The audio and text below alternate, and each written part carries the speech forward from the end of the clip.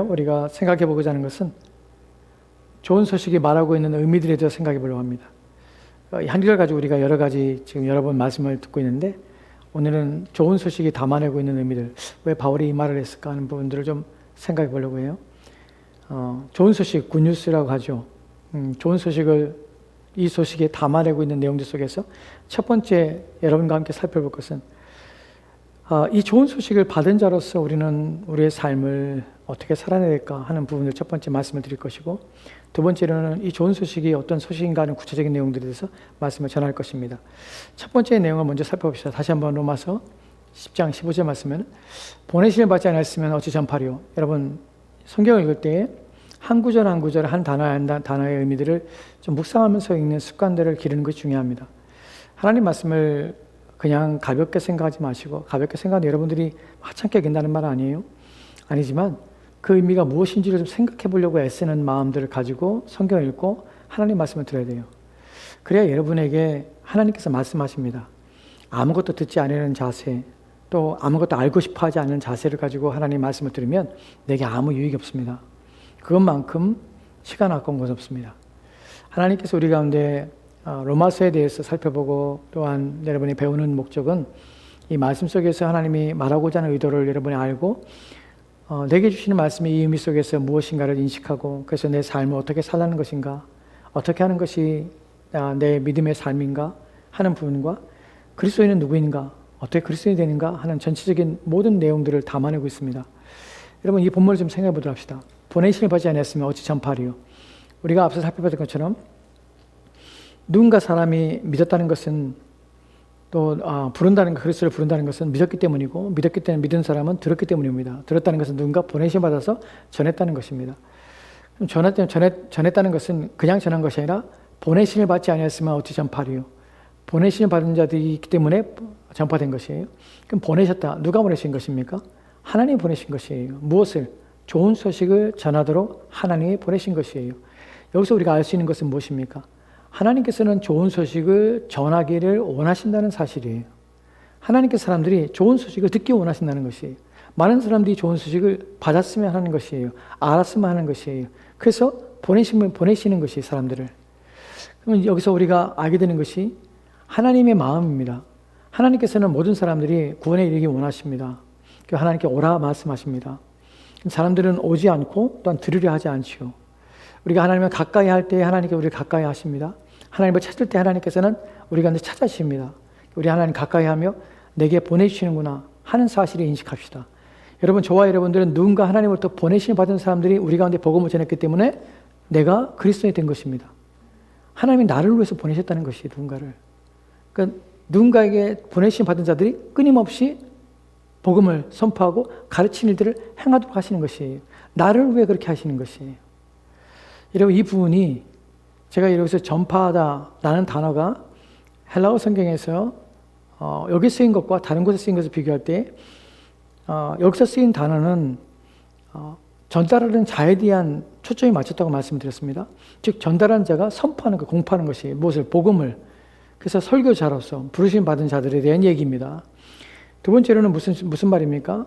성경에서 전파한다는 단어 사용할 때 이것은 소문을 내는 것이, 여러분 모두가 소문을 내는 것이, 여기서 말하는 것은 목회자가 설교를 전하는 것입니다. 목회자를 세운 목적이 무엇입니까? 성도들을 온전케 하는 것이에요. 하나님의 말씀을 전하는 것이에요. 그럼 목회자는 왜 있어야 됩니까? 내게 하나님의 말씀을 전하도록 나를 위해서 보내주신 것이, 나를 위해서. 목회자를 귀히 여기란 말이 아니에요. 목회자가 전하는 말에서 나를 위해서 하나님 보내셨구나. 하나님 가만히 계시지 않으세요. 우리가 예배를 통하여 말씀이 선포되고, 또 목요 기도를 통해 말씀이 선포되고, 이런 말씀이 선포될 때마다 여러분들이 느끼게 될 것이 뭐냐면, 나를 위해서 하나님께서 세우셨고, 나를 위해서 이 말씀을 전하려고 애를 쓰시는구나. 누가? 하나님이에요, 하나님. 목회자가 하나님 말씀을 바르게 전하려고 애를 써. 그럼 무슨 생각을 해야 돼요? 하나님이 나를 위해서 바른 설교를 전하도록, 바른 말씀을 전하도록 하나님께서 내게 그런 말씀을 주시려고 애를 쓰시는구나 하는 것을 인식해야 돼요. 이 말의 의미는 하나님이 여러분을 위해서 무엇을 하고 계시는가를 생각해 보라는 것이에요. 하나님은 눈에 보이지 않기 때문에 아무것도 행하지 않는 것이 아니에요. 목회자를 세운 것은 하나님께서 보내신 것이에요. 보내심이 받아서 어떻게 좋은 소식을 전하도록 하는 것이에요. 그 목회자가 여러분에게 좋은 소식을 전하고 있는 것은 그 목회자가 훌륭함이 때문에 아니라 하나님이 그에게 그런 일을 시키셨고 그를 통하여서 여러분에게 듣게 하신 것이에요. 그럼 누굴 찬양하는 것이에요? 하나님을 찬양하는 것이에요. 하나님이 너무나 감사한 것이 고맙고 내게 그런 분들을 내게 만나게 하셨고 보내주신 것은 너무나 감격스러운 것이에요. 저는 책을 읽을 때 제가 뭐 채태노가 있으니까 뭐 목회자를 따로 만나거나 또는 가까이서 교제하거나 하는 사람이 없지 않습니까? 제 스승들은 대부분 다 책에 있습니다. 책에. 고전들이 다 제 스승이에요. 먼저 지금은 다 소천되셨던 분들이 쓴 책들이 제 다 스승입니다. 그래서 저는 그런 분들이 쓴 책들이 제게 참 귀감입니다. 근데 중요한 것은 그런 책을 읽을 때마다, 그런 책을 대할 때마다 너무 감사해요. 누구에 대해? 하나님께. 이런 것들을 나를 위해서 그분들을 사용하셨구나 하는 생각을 하게 되거든요. 그분들이 성경에 대한 깊은 이해를 가지고 글을 쓰시고 그들이 경험한 것을 쓰고 그것을 책에 기록하게 하시고 후대에 내가 그 책을 읽고 그들이 경험했던 하나님에 대한 깊은 은혜를 다시 한번 깨닫고 그것이 나에게도 동일한 은혜로 찾아오게 하시고 하는 것들은 누가 하셨냐면 하나님이 그들을 세우셔서 내게 은혜를 주신 것이 내게 하나님 지금도 내게 은혜를 주고 있다는 사실을 기억하셔야 합니다. 그 은혜에 감사해야 돼요. 가볍게 되지 마시고 하나님 지금도 역사하고 계시구나 하는 사실을 인식하셔야 합니다. 여기 중요한 것이 또 뭐가 있냐면 오늘 우리가 살펴볼 중에서 좋은 소식을 하나님께 전하셨는데 이 좋은 소식이라는 것은 기쁨의 소식이에요.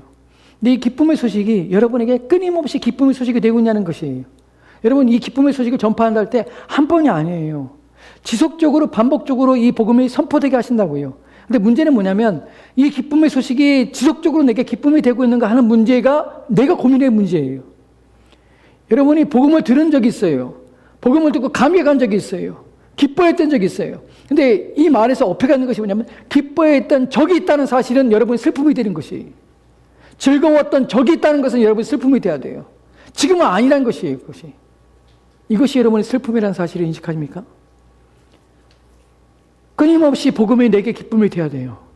끊임없이 복음이 내게 즐거움이 돼야 돼요. 내게 감격이 돼야 돼. 시간이 지나도 그것은 변하지 않는 나의 기쁨의 즐거움이고 내 신앙생활에 빼놓을 수 없는 가장 중요한 나의 신앙의 원동력이고 내 삶의 모든 것들이 그 안에 기초가 되어서 나의 삶을 움직이고 있고 그래서 그 말씀을 들을 때마다 내 가슴이 뛰고 내가 흥분되고 또한 내가 기쁘고 감격스러워. 그러고 있냐는 것이 나이가 먹어가면서요. 여러 번 제가 말씀드렸지만 60대 중반이 넘고 이제 나이가 먹어가니까 은퇴를 생각하고 나이 먹는 것에 대해 생각을 합니다. 최장님하고 이제 주일 아침마다 그런 얘기를 해요. 인생에 대해서 내가 살지 못한 시대를 살고 있잖아요. 우리 최장님은 내가 살아보지 않은 인생을 살고 있어요. 내가 유일하게 그 나이 때 알 수 있는 것은 장로님을 통해서 내가 알게 되죠. 저 나이에 이런 마음을 갖구나. 근데 어떤 부분은 모든 사람이 갖고 있는 마음은 아니에요. 장로님이 신앙생활 속에서 하나님과 만난 교제 속에서 가지고 있는 마음이기 때문에 지난주에 제 말씀을 들으면서 또 얘기하면서 나도 장로님의 나이 때 이 마음을 가졌으면 좋겠다. 나도 그런 마음을 가지고 하나님 앞에 서 있으면 좋겠다.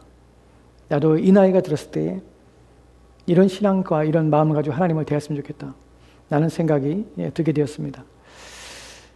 제가 이 말씀을 드리는 이유는 무엇이냐면 여러분 나이가 먹어도 신앙이 연륜이 쌓여도 우리가 복음에 대한 기쁨과 감격은 전혀 줄어들지 않아야 된다는 것이에요. 저는 그러고 싶습니다.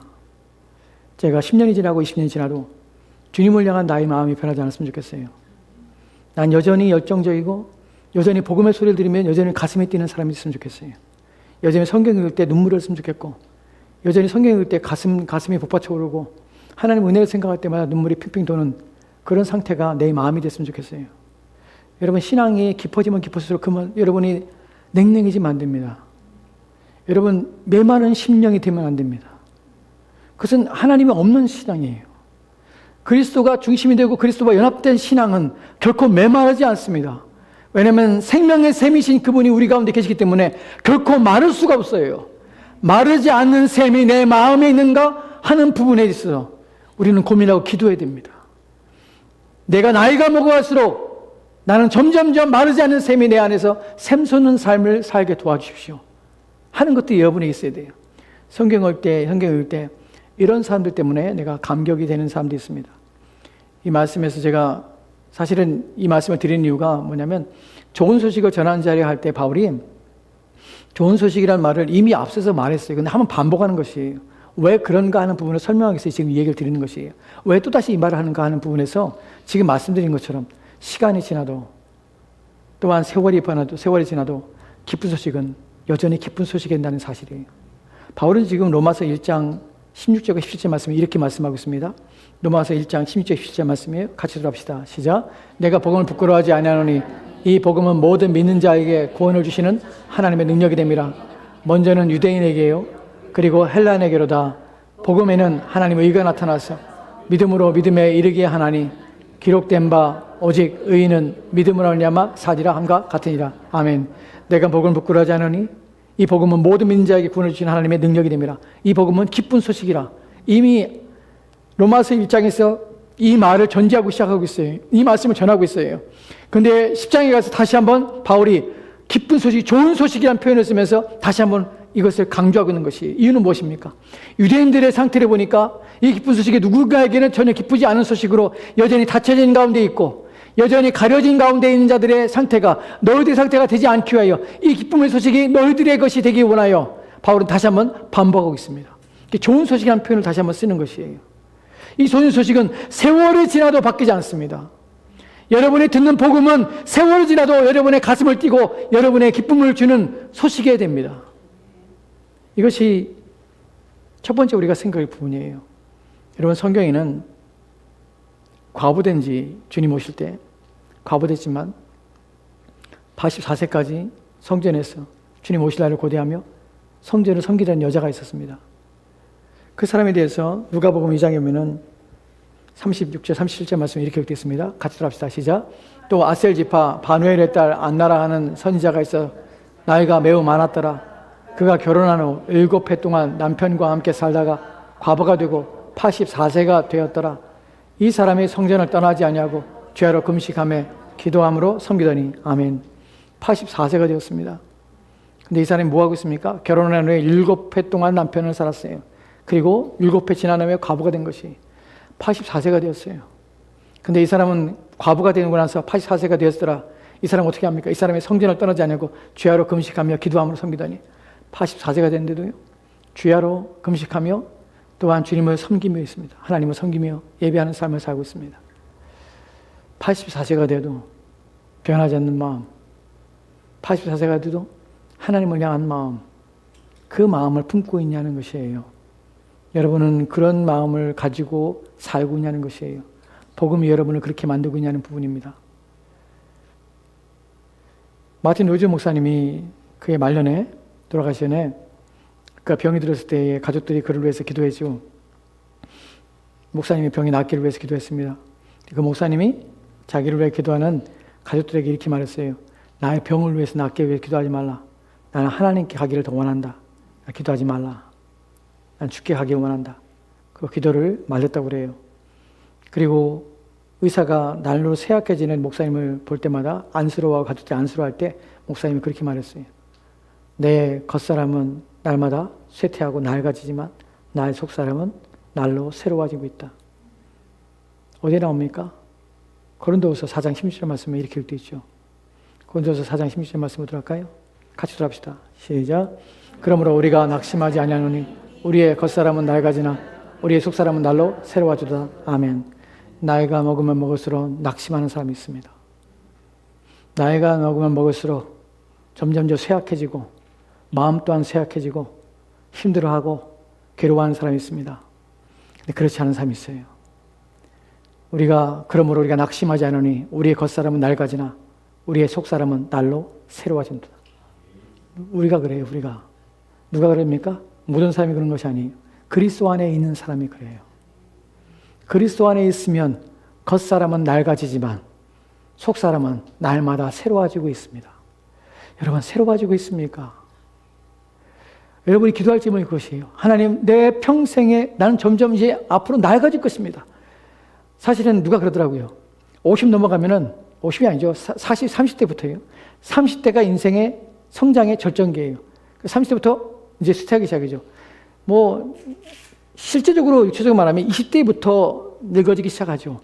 그래서 어떤 사람은 그래요. 오늘이 내 인생에서 가장 젊은 날이라고 해요. 오늘이 내 인생에서 가장 젊은 날이라고. 그래요. 오늘이 내 인생에서 가장 젊은 날이에요. 가장 젊은 날이 우리는 점점 쇠퇴할 것입니다. 근데 두려워하지 말고 염려하지 않을 이유가 무엇입니까? 우리는 무엇 때문에 슬퍼하지 않습니까? 우리는 내 육체가 쇠하지만 내 마음은 주님과 함께 날마다 새로워지고 있음을 경험하는 그런 삶을 여러분이 사셔야 합니다. 그리스도 우리 안에, 그리스도 안에서 우리의 소망이 무엇입니까? 주님 만나는 것이에요. 잊지 맙시다. 저와 여러분의 소망이 무엇입니까? 우리가 눈으로 보지 못했던 주님을 우리가 이제 곧 만날 것입니다. 그래서 소망하며 매일매일 살아가는 것이에요. 그래서 우리는 날마다 이 기쁨과 이 감격 가운데 인생을 살아야 됩니다. 복음의 복된 소식의 이유가 무엇입니까? 나로 하여금 날마다 내 마음을 새롭게 하고 나에게 주신 그 은혜 때문에 내가 주님과 더불어서 인생을 살 수 있게 되었다는 놀라운 은혜, 하나님이 내게 베풀으신 그 모든 은혜가 실제적이며 그것이 내게 적용되었고 그것이 내 것이 되었다는 이 은혜, 이것이 우리로 하여금 감격을 갖게 하고 내가 구원받은 그리스도인으로 삶이 내 인생에서 얼마나 값지고 고귀한 삶인가 하는 것이에요. 누군가 순교할 때 그런 말을 했죠. 80년 동안 한 번도 나를 부인하지 않은 그리스도 앞에 내가 어떻게 순교당하면서 내가 어떻게 그분을 부인할 수 있습니까? 그런 고백을 한 사람도 있습니다. 그래서 순교한 사람도 있습니다. 그렇습니다. 우리는 기쁨의 좋은 소식을 들었던 사람이고 기쁨의 좋은 소식은 날마다 우리를 새롭게 합니다. 그래서 마르지 않은 샘이 우리 가운데 있어서 결코 우리의 마음은 황폐하거나 우리의 마음은 거칠거나 또 우리의 마음은 메마르지 않게 됩니다. 그리스도가 여러분에 있고 이 복음이 여러분에 있는가 하는 부분을 깊이 인식하시고 이 기쁨을 회복하도록 애를 써야 합니다. 날마다 우리는 무엇을 하냐면 우리 가운데 주신 은혜에 대해서 깊이 인식하고 그 기쁨을 날마다 우리 안에 샘솟게 하는 것이에요. 저절로 일어나는 것이 아닙니다. 가마리는데 그 샘이 우리 가운데 일어나는 것이 아닙니다. 우리 가운데 우리를 위해서 이루신 그 일들을 묵상하고 생각할 때마다 그 기쁨은 날마다 새로워지는 것이에요. 여러분이 그것을 생각하고 알면 알수록 깨달으면 깨달을수록 그 기쁨은 더욱더 벅차오르고 더욱더 솟아오르게 되는 것입니다. 여러분 더 알도록 그 은혜를 알도록 깊이 깨달아야 합니다. 두 번째 여러분에게 드려질 말씀이 바로 그것입니다. 어떻게 그 내용이 무엇인가 하는 부분이죠. 그 안에 담겨진 의미들이 무엇인가 하는 부분을 생각해 보도록 합시다. 첫 번째 우리가 생각할 것은 누가복음의 1장의 68절 말씀에는 이렇게 되어 있습니다. 같이 또 합시다. 같이 읽겠습니다. 시작. 찬송하리다 주 이스라엘의 하나님이여 그 백성을 돌보사 속량하시며. 아멘. 누가 한 말입니까? 사가랴가 한 말이에요. 세례 요한의 아버지가 사가랴가 성령의 감동받아서 하나님의 구원에 대해서 이렇게 표현합니다. 주 이스라엘의 하나님이여 그 백성을 돌보사 속량하셨으며. 여기서 돌보다는 것은 무슨 말입니까? 돌보다는 말은요 나타났다는 것이에요. 그냥 나타난 게 아니라 돕교회에 나타났다는 것이에요. 누가? 하나님이 돕교회에 나타났다는 것이에요. 우리 주님께 돕교회에 나타났습니다. 우리의 속량, 값을 지불하시고 우리를 사시기 위해서 나타나셔서 우리를 도우신 것이에요. 이것이 기쁜 소식입니다.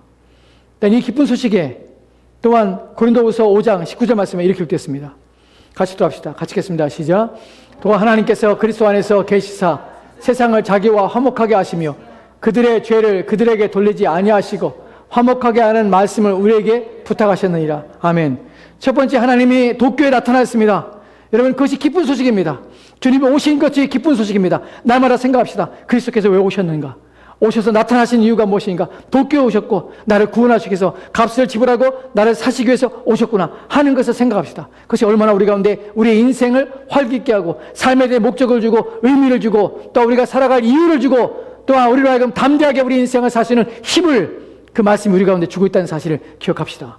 또한 그 하나님께서 그리스도 안에서 계시사 하나님께서 그리스도 안에 계시사 세상을 자기가 화목하게 하시며 그리스도 안에서 무슨 일을 하셨습니까? 세상을 자기와 화목하게 하는 것이 우리를 자기와 화목하게 하시며 그들의 죄를 그들에게 돌리지 아니하시고 화목하게 하는 말씀을 우리에게 부탁하시니라. 기억합시다. 세상을 자기가 화목하게 하신 이가 누구십니까? 하나님이십니다. 하나님이 저와 여러분을 그리스도 안에서 화목하게 하신 것이에요. 화목하게 하심으로 우리가 더욱더 화목하게 되어서 화목을 위해서 필요한 것이 뭐냐면 우리의 죄가 사함받아서 우리에게 돌리지 아니하신 일이 있다는 것이 왜 기쁜 소식입니까? 하나님과 원수가 되었던 자입니다. 근데 하나님과 이제 화목하게 된 것이, 이것이 우리 가운데 얼마나 기쁜 소식입니까? 하나님과 화목되어서 하나님께 나갈 수 있는 권한과 권리가 우리 가운데 주어진 것입니다. 우리가 무엇인가를 했기 때문에 하나님께 나갈 수 있는 것이 아닙니다. 하나님을 예배할 수 있는 것도 아닙니다. 또 하나님께 기도할 수 있는 것도 아닙니다. 하나님께서 그리스도 안에서 계시사 우리와 자기를 화목하게 해서, 그를 통하여서 우리와 자기를 화목하게 하심으로 그 화목이 우리 가운데 이루어져서 이제 우리가 화평케 됨을 힘입어서 하나님께 나가는 것입니다. 그래서 로마서 5장에 보면은 화목케 하시는 걸 말미암아서 우리가 화목하게 되었으니 더욱더 화목함으로 나아가라는 표현을 쓰는 것이, 더욱더 우리 하나님께 화목함으로 나아가는 것입니다. 더욱더 하나님께 화목하기로 애쓰는 것입니다. 우리 기쁨은 무엇이 나옵니까? 하나님께 나갈 때 두려움이 없는 것이에요. 우리 기쁨은 하나님께 가까이 갈 때 염려가 없는 것이에요. 더 이상 우리를 죄인의 눈으로, 또 악한 눈으로, 하나님의 심판의 눈으로, 진노의 눈으로 우리를 보지 않으시는 것이, 이것이 우리 가운데 기쁜 소식입니다. 이제 에베소를 봅시다. 에베소 2장 1절과 2절, 3절 말씀에는 이렇게 읽겠습니다. 같이 읽겠습니다. 시작. 그는 허물과 죄로 죽었던 너희를 살리셨도다. 그때 너희는 그 가운데서 행하여 이 세상 풍조를 따르고 공중의 권세 잡은 자를 따랐으니 곧 지금 불순종의 아들들 가운데 역사하는 영이라. 전에는 우리도 다 그 가운데서 우리 육체의 욕심을 따라 지내며 육체와 마음에 원하는 것을 하여 다른 들과 같이 본질상 진노의 자녀였더니. 아멘. 본문에 보면 무슨 일이 있습니까? 그는 허물과 죄로 죽었던 너희를 살리셨도다. 우리의 끊임없는 기쁨이 무엇입니까? 죄와 허물에서 우리를 살리신 것이에요. 그때 우리는 어디가 행했습니까? 이 세상 풍조를 따르고 공주의 권세를 따랐으며 우리가 지금 불순종 가운데 역사하는 영이라. 지금도 불순종 가운데 역사하는 영이 있습니다. 내가 만약에 하나님께서 나를 구원하지 아니하시고 지금도 하나님께 나를 지키지 아니하시면 여전히 불순종하는 자들 가운데 역사하는 그 영이 내게도 역사한다는 사실을 우리는 압니다. 우리는 그것에 섬찟해야 돼요. 내가 만약에 그리스도의 영이 내 안에 없다면, 불순종하는 그 사람들 가운데 역사하는 그 영이 지금도 내 안에 역사해서 나 또한 허물과 죄로 죽은 상태에서 머물러 있게 한다는 것이에요. 내가 이제 그리스도 안에서 새로운 생명을 얻고 이제 불순종하는 영이 내게 떠나감으로 말미암아서 살게 하는 생명의 영이 내 안에 들어오심으로 말미암아서 내 생명의 영으로 말미암아 내 영혼이 살고 있다는 사실을 우리는 기억하는 것입니다. 이것이 내로 하여금 기쁨이 되는 것이에요. 매일매일 살아가는 것이. 우리 주변을 보십시오. 주변에 다른 것들이 아니라 세상 것들과 세상에 속한 사람들과 이 세상 것들에 대한 것들을 보지 마시고 이 세상에 눈에 보이지 않는 역사하는 영들에 대하여, 눈에 보이지 않는 일들에 대하여 우리는 생각하며 그 일들이 얼마나 끔찍한 일인가를 돌아보셔야 합니다. 그리고 내 안에 지금 변화와 내 안에 일어나고 있는 일들을 말미암아서 내가 지금 누리고 있고 내 안에 내가 지금 거하고 있는 장소가 어디이며 거하고 있는 분이 누구인가 생각할 때 우리는 기쁨이 우리 안에 있게 되는 것입니다. 이 기쁨을 누려야 되는 것이에요. 그 다음에 보면 우리도 그 가운데 행하여 육체의 욕심을 따라 지내며 육체와 마음에 원하는 것을 하여 다른 이들과 같이 본질상 누구였습니까? 진노의 자녀였더래. 누가 그랬습니까? 우리가 그랬습니다. 여기서 벗어난 것이 더 이상 진노의 자녀가 아닙니다. 이게 그럼 누구입니까? 하나님의 자녀가 된 것이에요. 하나님의 자녀가 된 것은 한 번 경험하고 끝나는 것입니까? 아니요. 하나님의 자녀가 누리는 복을 우리는 누리고 살고 있습니다. 하나님의 자녀에게 주시는 공급해 주시는 그 은혜를 우리는 누리고 살고 있습니다. 세상 사람들이 일반 은총 속에 살지만 우리는 특별한 하나님의 은총과 특별한 섭리 속에서 우리는 살고 있습니다. 끊임없이 우리 가운데는 그리스도 말미암아 하나님의 은혜를 공급해 주고 새 생명과 또 새 능력을 말미암아서 우리의 삶을 새롭게 하는 경건의 놀라운 역사들이 우리 가운데 일어나는 것이에요. 지금도 우리가 구하는 것에 더해 주시는 그분께서 우리의 경건에 필요한 모든 것들을 채워주고 계심에 나의 믿음을 잃지 않고 나의 신앙이 퇴색하지 않도록 끊임없이 나를 자극하고 내 영혼을 일으켜 세우신 분이 그리스도십니다. 그분이 지금도 내 안에 역사하고 계십니다. 이런 것도 우리 가운데는 감격이고 기쁨이 되는 것입니다. 이 일들과 또한 4절과 6절 말씀, 4절부터 6절 말씀에 이렇게 됐습니다. 같이 들어갑시다. 같이 읽겠습니다. 시작. 국률이 풍성하신 하나님이 우리를 사랑하신 그 큰 사랑을 인하여 허물로 죽은 우리를 그리스도와 함께 살리셨고 너희는 은혜로 구원을 받은 것이라. 또 함께 일으키사 그리스도 예수 안에서 함께 하늘에 앉히시니. 아멘. 국률이 풍성하신 하나님이 우리를 사랑하신 그 큰 사랑을 인하여, 여러분 그 큰 사랑을 인하여서 국률에 풍성하신 하나님께서, 하나님은 국률에 풍성하십니다. 그냥 나 같은 사람을 구원하시는 것이에요. 그 큰 사랑을 인하여서 허물로 죽은 우리를 그리스도와 함께 살리셨고 그리스도와 함께 살리셨습니다. 이것이 무엇입니까? 가로 안에 너희는 은혜로 구원받는 것이라. 너희는 은혜로 구원받는 것이라. 또 함께 일으키사 어떤 일이 했습니까? 그리스도 예수 안에서 함께 하늘에 앉히시니. 이것이 기쁜 소식입니다. 신자는요, 지금 이 땅에 우리 육체가 있습니다. 하지만 우리는 지금 우리의 영으로서는 누구와 함께 있습니까? 그리스도가 우리 안에 계시고 그분이 계신 곳에 우리가 연합되어 있기 때문에 그분이 계신 곳이 우리가 있는 곳입니다. 성경에 말하고 있는 것이 예수 안에서, 그리스도 예수 안에서 함께 하늘에 앉으셨느니라. 우리가 거기에 앉아 있는 것으로 표현하고 있습니다. 왜냐하면 그곳에 우리가 갈 것이기 때문에 그렇습니다. 확정적일 것이기 때문에 그렇습니다.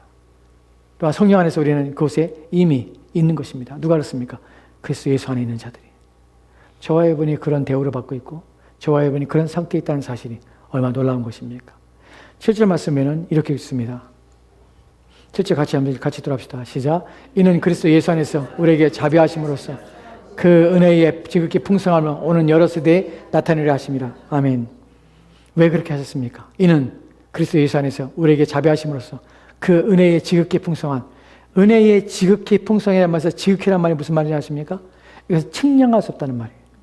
하나님의 은혜에 측량할 수 없는 풍성함이 오는 여러 세대 가운데 나타내려 합니다. 하나님의 은혜가 풍성함이 나타내려 합니다. 하나님께서 우리를 나타내시고 하나님의 은혜가 어떠한지를 드러내기 위해서 그렇게 하셨다는 것입니다. 이 말은 무슨 말입니까? 우리는 끊임없이 그 은혜를 생각하고 그 은혜를 묵상하는 것입니다. 그리고 그 기쁨과 즐거움을 우리는 누리며 살아야 되는 것입니다. 바울은 자신의 삶을 돌아볼 때 이런 표현으로 영원히 변하지 않고 자신의 마음을 지키는 일을 끊임없이 하는 이유가 무엇이냐면 이런 표현 속에서 우리가 알게 되는데 에베소 3장 8절 말씀에 이렇게 읽겠습니다. 같이 들어갑시다. 시작. 모든 성도 중에 지극히 작은 자보다 더 작은 나에게 이 은혜를 주신 것은 측량할 수 없는 그리스도의 풍성함을 이방인에게 전하게 하시고. 아멘. 여러분, 바울은 죽을 때까지 그의 순교할 때까지 끊임없이 변함없이 신앙을 유지하며 끊임없이 더 그의 신앙이 점점 자라나며 그의 신앙이 완성된 가운데 그의 신앙이 선한 싸움을 끝까지 싸우며 살았던 사람입니다. 어떤 마음을 가졌기 때문에 그렇습니까? 모든 성도 중에 지극히 작은 자보다 더 작은 나에게 자기가 부르심의 바른 자리가 어딘지를 잊지 않고 생각한 것이에요. 이것이 저와 여러분의 기쁨입니다. 지극히 작은 자에게. 그가 정말 작은 자입니까? 우리가 볼 때 바울만큼 큰 자가 누가 있습니까? 근데 그는 스스로 어떻게 생각하냐면 모든 성도 중에서 지극히 작은 나에게 은혜를 주신 것은, 바울은 자기에게 주신 은혜를 어떻게 생각했습니까? 너무나 큰 은혜, 말로 할 수 없는 은혜라고 여긴 것이. 기쁜 소식은 우리가 한 번 들었기 때문에 기쁜 소식이 아니라 끊임없이 그것은 우리 가운데 기쁜 소식이 됩니다. 하나님 우리를 위해 이루신 일들, 그분이 행하신 일들은 끊임없이 우리의 즐거움이 되어야 됩니다. 그것을 놓치는 순간, 그 은혜를 망각하는 순간 여러분의 마음은 메말라지고 황폐해집니다. 그래서 은혜가 없는 것이에요. 신앙생활에도 아무런 즐거움이 없고 기쁨이 없는 것이에요. 그것은 마치 죽은 것처럼 되는 것입니다. 기쁜 소식은 변함없이 늘 기쁜 소식이 됩니다. 이 땅에서는 우리의 기쁨은 잠시 한간입니다. 어떤 일에 대해서 기뻐하고 또한 어떤 사람에 대해서 잠시 기뻐할 수 있습니다. 어떤 순간에 기뻐할 수 있습니다. 하지만 주님이 주신 우리의 기쁜 소식은 영원히 기쁜 소식이고 영원히 즐거운 소식입니다.